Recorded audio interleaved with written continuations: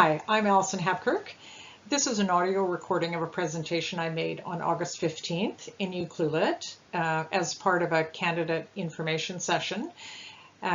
We originally recorded the live session, but the audio wasn't great, so I have made this other recording in the hopes that people who wanted to view it would be able to hear my commentary. Not quite as exciting or as interesting as the original presentation because we had questions and answers, but I hope you'll get something from this, and I wish you all the best in your election candidacies. I'd just like to add a little bit about me. I am a former elected official. I sat on a council for 3 terms of office. The first 2, I was a councillor. In my final term, I was the mayor. I'm also a professional planner, so I've worked as staff in various municipalities, and I spend most of my time now as a consultant both teaching at a couple of universities and offering facilitation services and training for councils and boards across BC. So here we go. One of the first things I'd like to offer you is that being an elected official is a tough job. It calls for hard work, resilience, thick-skinned, kindness, and a belief in service to others, and an ego in check. If you have to work with people you don't like and don't agree with, it's a tough row to hoe from time to time. I went looking for some evidence to support my assertion that being an elected official is a tough job. And this is from a 2019 Angus Reid national poll in Canada. And the results are that nearly 2/3 of Canadians say that politicians can't be trusted. Ouch. And 1/3 believe that elected officials are primarily motivated by personal gain rather than genuine desire to serve their communities. That's sort of a damning result, I think, and really unfortunate, and an unfortunate commentary on the state of democracy in Canada. But it is, being elected official is a tough job these days. It's not the honorable position that, called for respect in the past. Now, the good news is that this is also from the same poll. The results at the municipal level are really considerably better than they are at the federal and provincial level. And you can see that elected officials have more respect and are viewed more favorably than other levels of government. So, maybe you'll have a softer ride if you're elected to office. And I think really, especially in small town British Columbia, politicians fare better than they do in larger cities or at the federal and provincial level. I think it's best to view the role of elected official as a role of community service. So just like you might volunteer to sit on your Chamber of Commerce or to work on a parent advisory committee or in a local not-for-profit, serving your community as elected official really is a job of service. And I think it helps to look at it that way.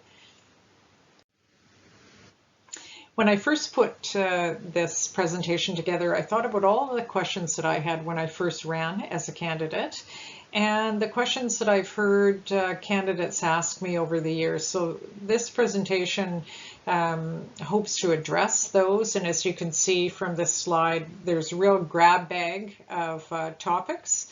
And I hope you'll find it informative and helpful. I urge you to think, first of all, about why you want to run for council, and maybe go for a walk one day and go out to that beautiful lighthouse in Ucluelet, sit on one of those lovely benches overlooking Barclay Sound, and just take a few minutes and think about why you want to run. It may be because you want to contribute to your community. Maybe you think that being an elected official is an honorable role. Maybe you want to be a role model for others, perhaps your children. This was my case. I really wanted my young children at the time to see me playing a part in the community, really giving to the community and being actively engaged and I wanted them to see their mother doing those things, and I think it's really had a positive effect, I'm happy to say. Maybe you know that a healthy democratic government needs committed, honest, and informed elected officials. Really, our system of government does need that. And you think you can play that role. And maybe you want to lead change in your community. Really valid reason for running. And I think those are all good reasons.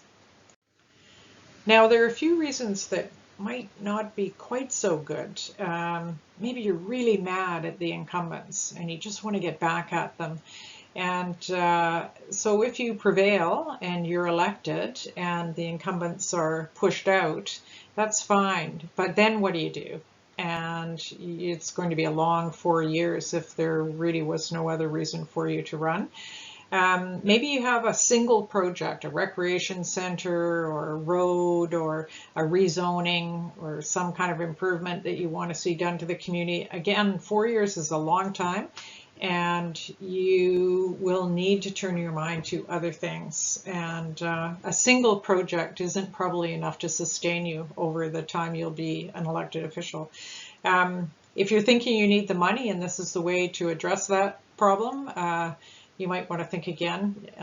You'll know that the compensation is not rich, and really in many ways this is a volunteer job. If you think that government can run like a business, you might want to think twice about that. If we were running a business, we would close the fire department down because you know what? They're money losers. Government's really complicated. You have to consider a lot of things. There are all kinds of social issues and challenges that businesses don't have to address, and it's complicated work and it's hard work. If you think a council member's job is easy, again, you might want to think twice about that. It's a tough job. You are having to deal with competing pressures, competing interests, competing values, and it can keep you awake at night. If you think this will help your business, we have very good conflict of interest laws in BC, and it's not likely to do that. And you will also find that you'll make some enemies, and people won't be happy with you because you'll have to make some tough choices from time to time. And same with if you want to help your sponsors, conflict of interest legislation will kick in, and you'll be constrained to do that.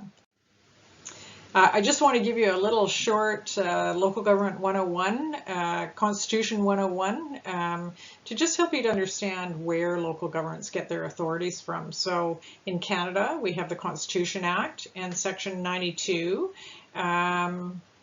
gives powers to the provinces and powers to the federal government.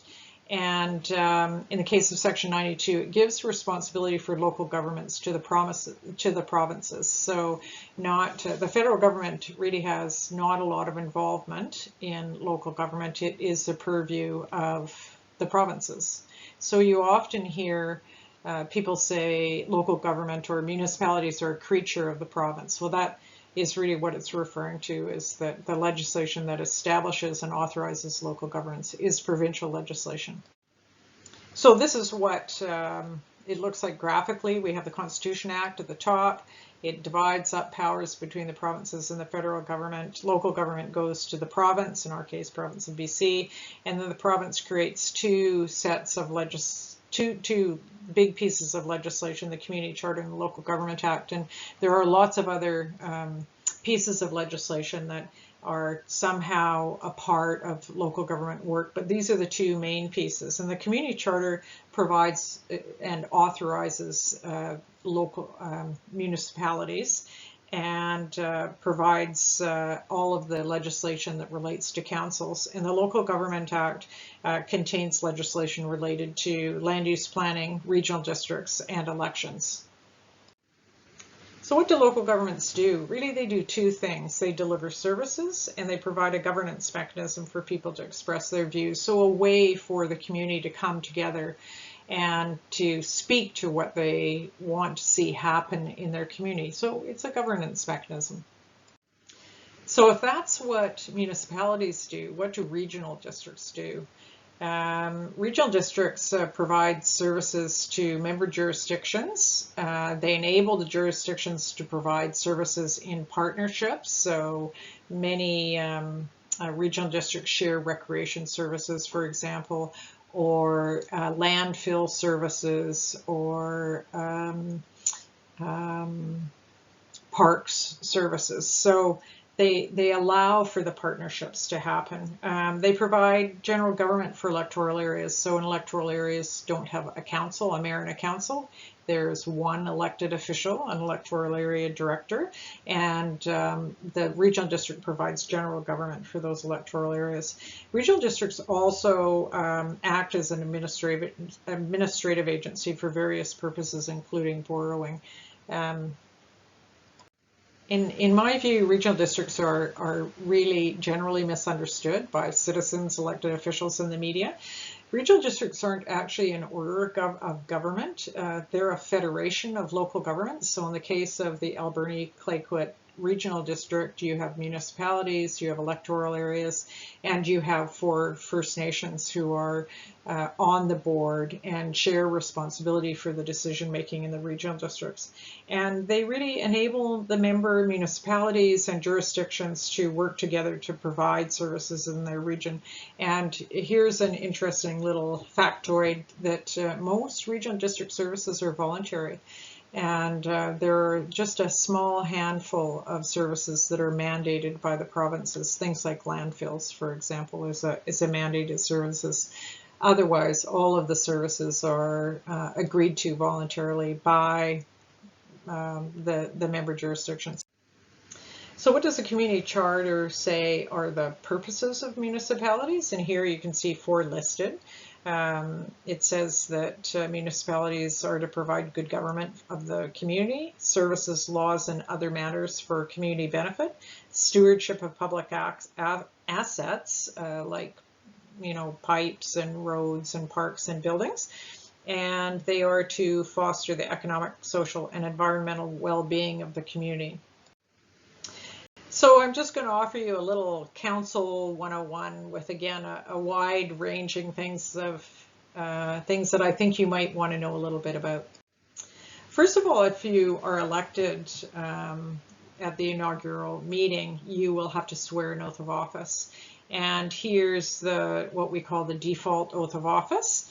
And your oath of office will look something like this. And I just want to draw your attention to a couple of things, that you will abide by all rules related to conflict of interest, that you'll carry out your duties with integrity, you'll be accountable for the decisions you make, you'll be respectful, and you'll demonstrate leadership and collaboration. I just want to say those 4 bullets, integrity, accountability, respect, and leadership and collaboration, are what are called the foundational principles of responsible government. If you're elected, you'll no doubt learn more about those.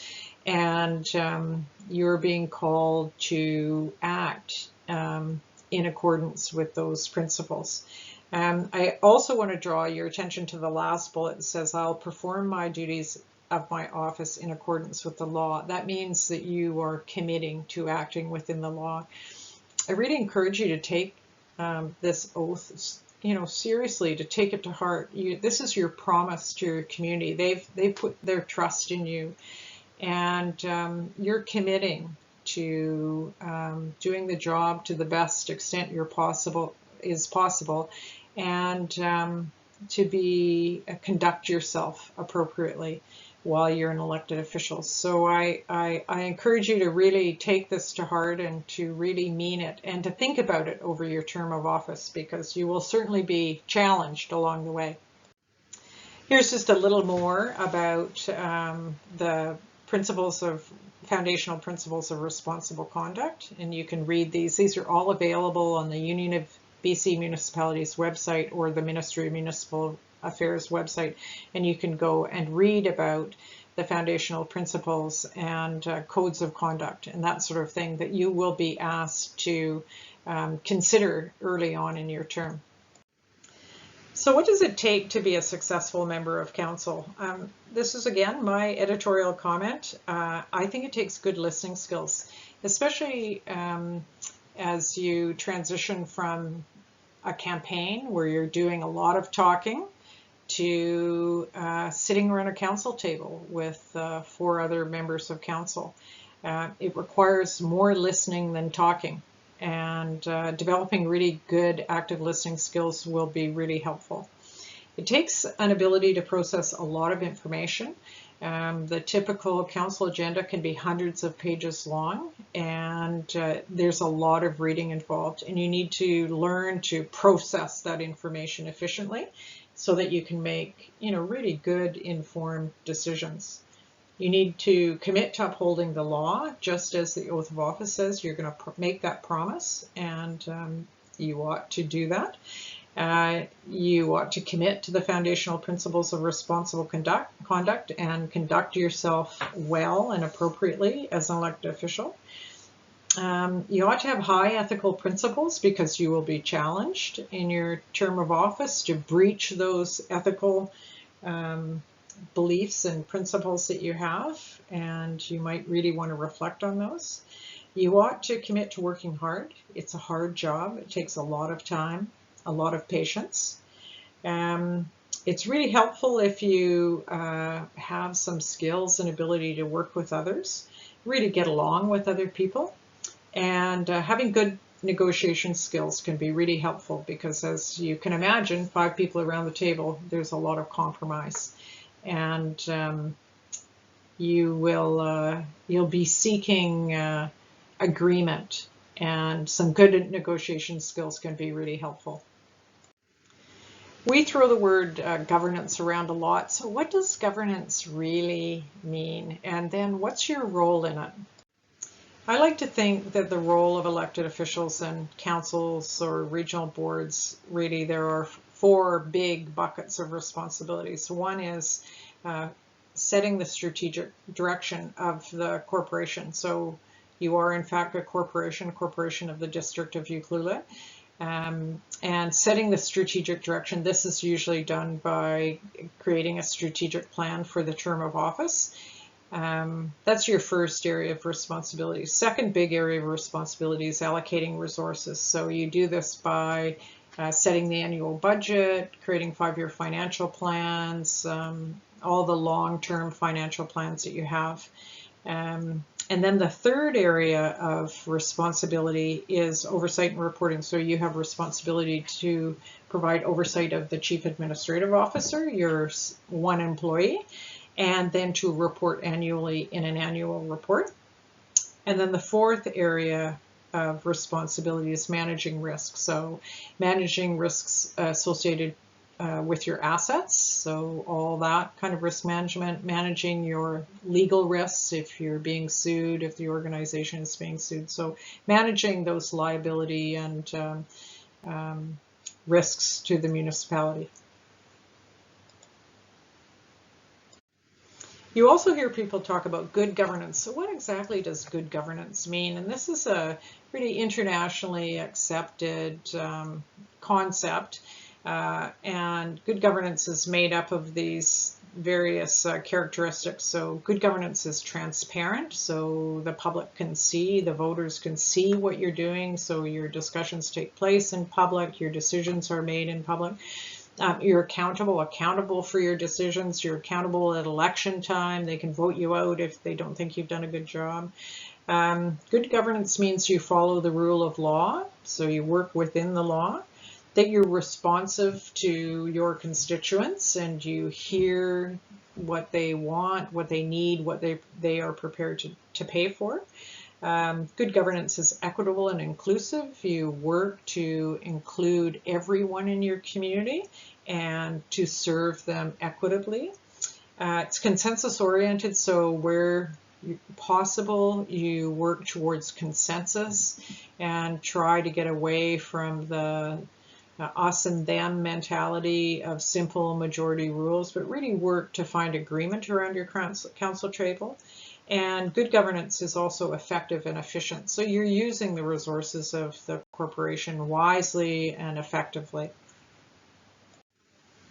You're stewards of your municipality. So what exactly does that mean? It means that the public has trusted you with their community. They put their community into your hands. You're holding it for them for the time that you're in office. And there were stewards before you, and there are going to be stewards after you. But for the time that you're an elected official, you are providing careful and responsible management of the community that's been entrusted to you. So what exactly does that mean, and what is it that you're stewarding? So if you haven't looked at the annual report of the District of Ucluelet, you might want to, and it's available on the district website. It's a really wonderful peek into the world, all things District of Ucluelet, and at the very end are a set of financial statements. And you'll see just from this page that I've pulled out of the report, it shows what the expenses were for the district in 2021, and you'll see here that the budget's about $7.5 million. So this is not a small operation. That's a lot of tax dollars, a lot of resort municipality dollars, and it's your job to be responsible for that spending. And this is not something that you're going to do off the side of your desk. This is a big responsibility, and $7.5 million is a lot of money. Another page out of the financial statements is this, and I always like to look at this page that shows the tangible capital assets, the amount that's in the red circle there. This shows you the present value of the assets of the district, and you can see here it's about $41 million. So a big chunk of money, and the taxpayers over many, many years have paid for these assets, and they are in your hands, should you be elected, to look after and to care for. You ought to know that all decisions are shared and collective decisions, so the decisions of council are made by all of council.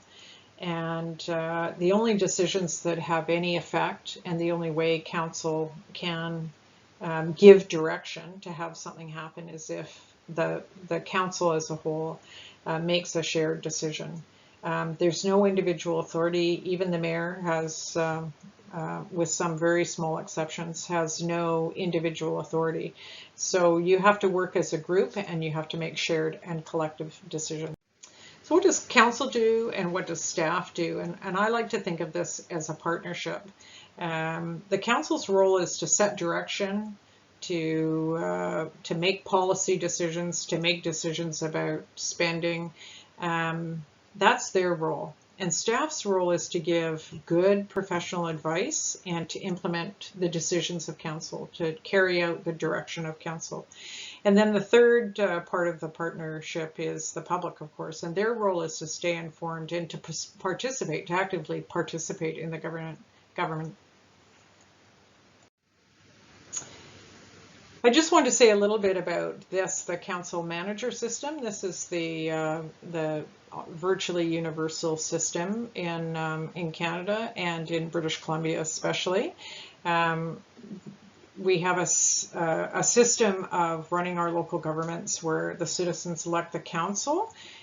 Generally, there are no political parties in BC. They elect independent people, and the council works as a board of directors. That's how it was set up. It's not a parliamentary system where you have a government and an opposition. You just have a board of directors, the council.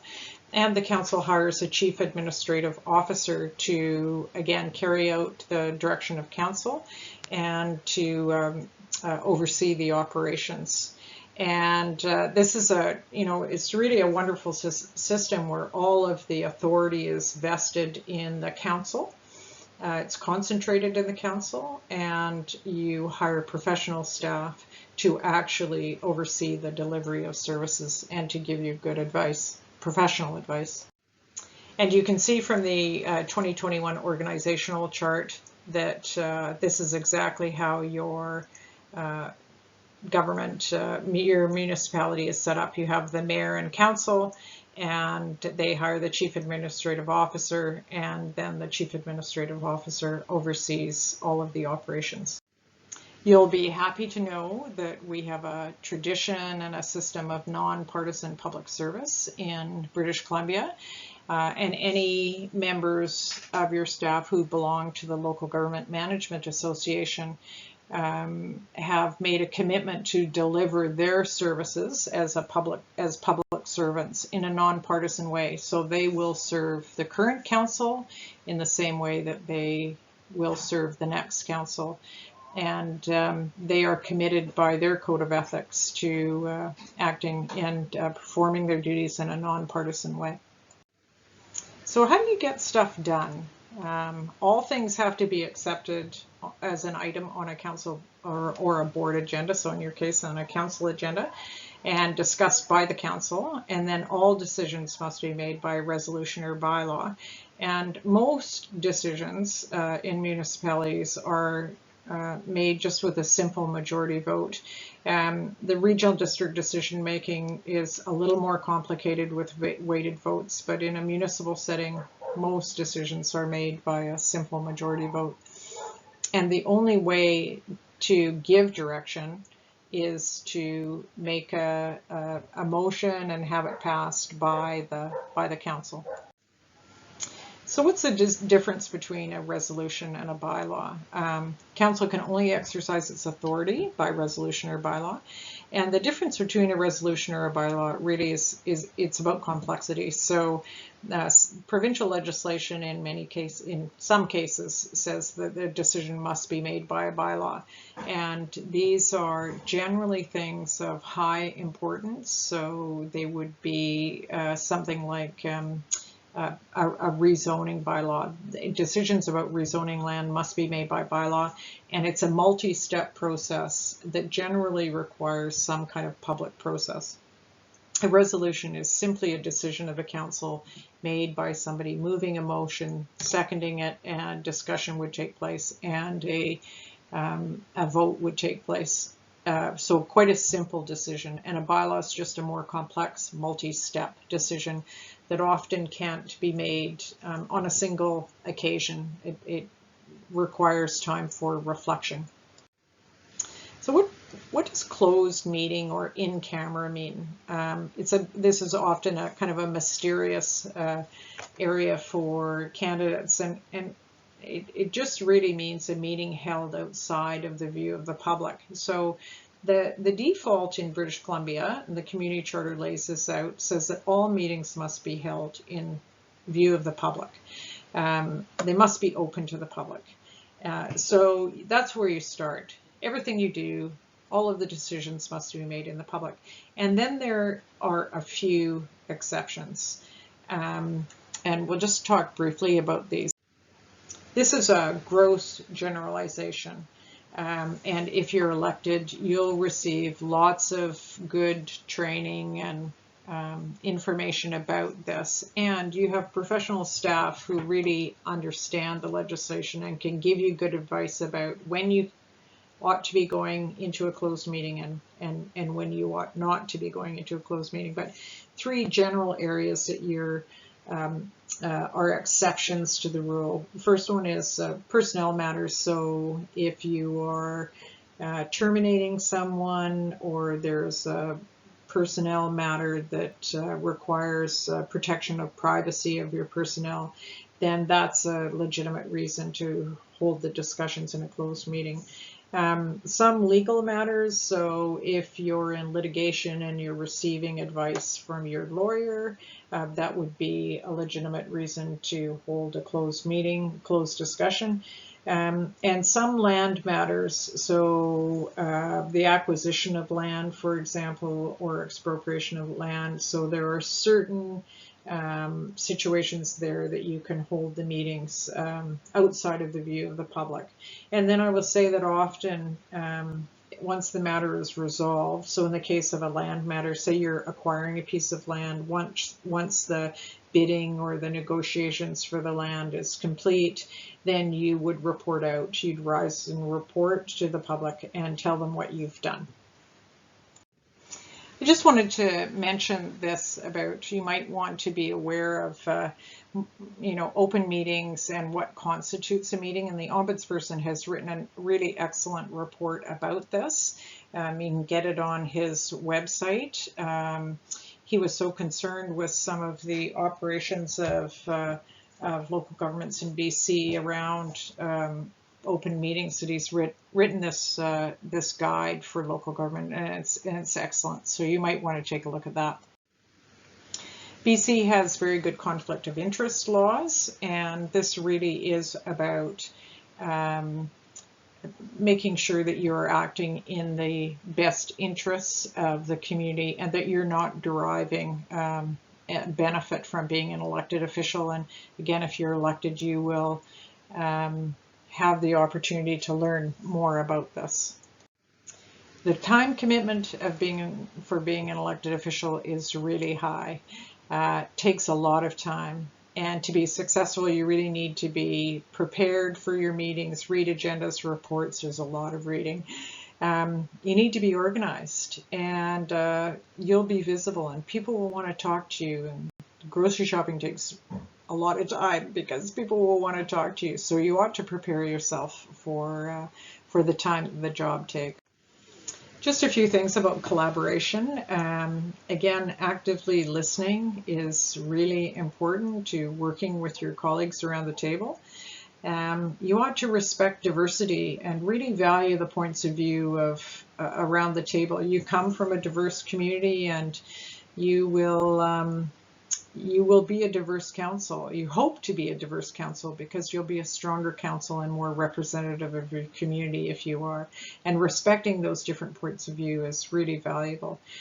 You might want to agree on expectations early on in the term. That's often what strategic planning is about, and making sure that the staff know what you expect of them, and that what you as a council as a whole expect to be accomplished in your 4 years. And you do that by setting priorities and sticking to them, and then really driving them over the time that you're in office. And again, really thinking of diversity as a strength and not a weakness, and so that you really feel that you are representing your whole community. Just want to say a couple of things about this. This comes out of the world of sociology and group dynamics, and just to give you a little heads up that if you're elected, the council will come together and they'll be forming, and you'll get to know each other, and generally pretty quickly you'll start irritating each other, and there'll be somebody that dominates, there'll be somebody that never talks, and maybe somebody who just says irritating things, and that's the point at which you become kind of you start storming and start kind of wrestling with each other, and it's a bit of a bumpy time for a council. And if you're fortunate enough to work your way through that, you'll come to the norming stage. And then it's at that point, when you figure out ways to get along and to work together, you will start performing and really getting the things accomplished that you want to come. And that's a pretty heady time, and it's pretty fun. But you have to get through that storming phase to get to the performing stage. And then before you know it, the 4 years is up, and you'll be at another election. But I'm here to tell you that lots of councils get stuck in the storming, and you really need to work hard to get through that and to find ways to work together in spite of your differences and in spite of your various points of view. You ought to know your moral compass.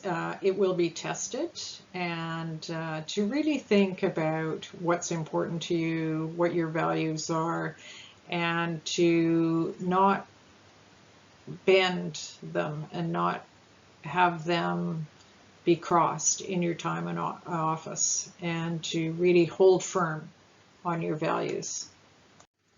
You ought to know your official community plan. It's a super powerful tool that you have. It describes a long-term vision for your community. I think in the case of Ucluelet, it says a 30-year term. It lays out objectives and policies, and really is the long-term plan for your community, and it is the voice of your community. You spent a lot of time generating this plan. There was probably a lot of public engagement involved, and it will drive a lot of what you do in your term of. The OCP lays out a vision for your community, and it is a very interesting one, and you ought to spend a little time thinking about this. Again, it's available, the whole OCP is available on your district website. The OCP also includes a set of 10 principles, again, the overarching principles that drive the detailed content in the official community plan. Here's a really interesting graphic that shows you that the official community plan, a 30-year vision document that drives the 4-year strategic plan, that drives the annual budget and work plan, and drives the day-to-day work of the municipality. So you begin to see just how important that official community plan is. So it's probably a pretty hard document to read end to end, but you want to be familiar with it and to at least understand the vision and the principles and the high-level components of it. Here's a similar graphic from the District of Squamish, and they were the first community that I saw lay this out in this way. So you see the official community plan driving the council strategic plan, driving the organizational action plan, which is the work plan, and the annual budgets and 5-year financial plan, and then reported out in the annual report. So very, very interesting.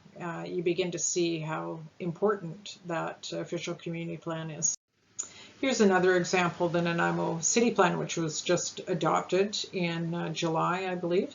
So that's their official community plan. You can see that it's driving the council's strategic plan, the integrated action plan, so the work plans, there's a monitoring component, and then there are various supporting plans. So you begin to see how powerful the official community plans are, and you can see that this is the way we're headed in BC. Is we're really the long-term official community plan is driving the work of the community over time. So make sure you take time to have a look at the Ucluelet official community plan. So just a few things about preparing yourself for getting elected. You want to know how and understand how government works, and that's what this session is all about. You probably want to attend council meetings for 6 to 12 months, and the great thing about that is you can do that virtually now, so you can do it at home. You want to prepare financially because campaigning can be expensive and costly, and you want to build a presence in your community on social media, door knocking, volunteering, but get your name out there, get to know people, have people get to know you, and really build your presence in the community. Here's just some advice from the trenches. Understand your role and staff's role, know about the foundational principles and take them to heart. Ensure that you have quality orientation and training at the start of your term of office and throughout the term. Be honest, ask lots of questions, that's how you're going to learn. Support strategic planning and stick to the plan.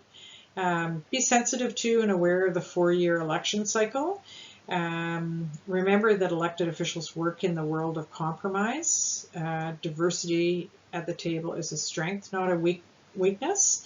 And respect the democratic process. Majority rules. Sometimes you'll be on the losing side of emotion, and you'll be upset, and you need to know that our democratic system works when majority rules, and you have to let it go and move forward. Here's a reading list for you. Take a look at your official community plan. Take a look at the current strategic plan. It's also on your website, and the annual reports on the website. Take a look at the meeting procedure bylaw. That's the bylaw that lays out the rules, the meeting rules for you, and how council is going to conduct its business. And take a look at your regional growth strategy, which is a document that the ACRD publishes and is a long-term plan for the regional district.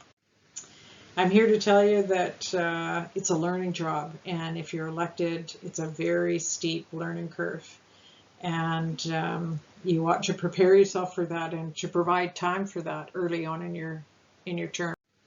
And you can see from this graphic, over the 4 years, there's lots of opportunities for learning. Right after the election, there'll be post-election orientation, there'll be external orientation opportunities with UBCM. There'll probably be a strategic planning workshop. And then throughout the term of office, UBCM, the Union of BC Municipalities, and the Association of Vancouver Island and Coastal Communities hold workshops and conferences every year. The Local Government Leadership Academy offers learning opportunities every year. And you ought to embrace those and take advantage of them and really learn so that you can really do the job well. Just want to say a few things about school trustees, because there are school trustees running and there's a school trustee election in this term of office. There are some really excellent guiding materials for you published by the BC School Trustees Association, and they're all available online. And so if you're running for school trustee, you might be interested in these, and they're really excellent documents. This is another document published by the BCSTA on the role of boards of education and trustees in BC, and again, very good information in these. Just to draw a parallel to what I said about local governments in Canada, Section 93 of the Constitution Act provides responsibility for education to provinces.